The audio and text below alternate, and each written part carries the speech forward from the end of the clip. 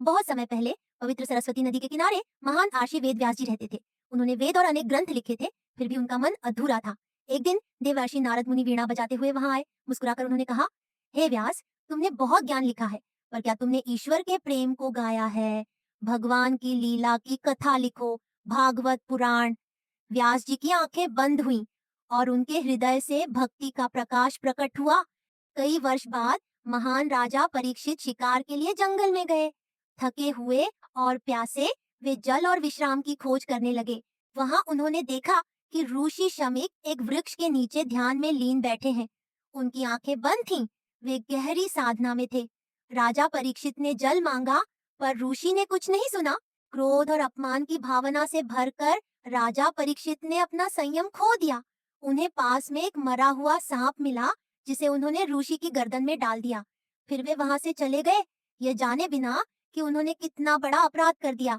जब ऋषि के पुत्र श्रृंगी ने यह सुना, तो वे क्रोध से भर गए।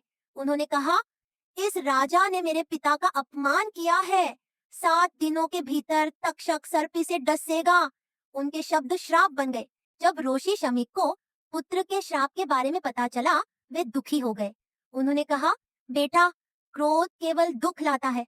अब राजा परीक्षित इस घटना से धैर्य और भक्ति का अर्थ सीखेंगे। जब राजा परीक्षित ने श्राप के बारे में सुना, तो वे बहुत लज्जित हुए।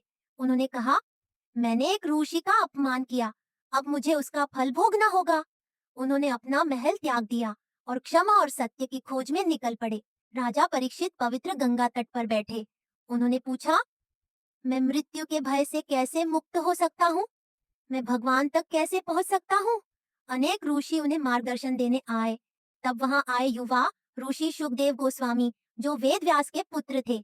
सब ऋषियों ने उन्हें प्रणाम किया, क्योंकि उनका हृदय पवित्र था। 7 दिन और 7 रातों तक सुखदेव जी ने राजा परीक्षित को भगवान की कथाएं सुनाई। श्रीमद् भागवत पुराण। 7वें दिन तक्षक सर्प आया और राजा परीक्षित को डस लिया, पर राजा शांत थे। उनके हृदय में केवल भगवान का नाम था। उनकी आत्मा शांति से स्वर्ग चली गई।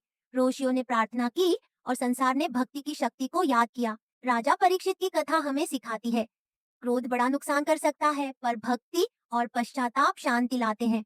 हमेशा संतों का आदर करो, विनम्र रहो और प्रेम से भगवान को याद करो।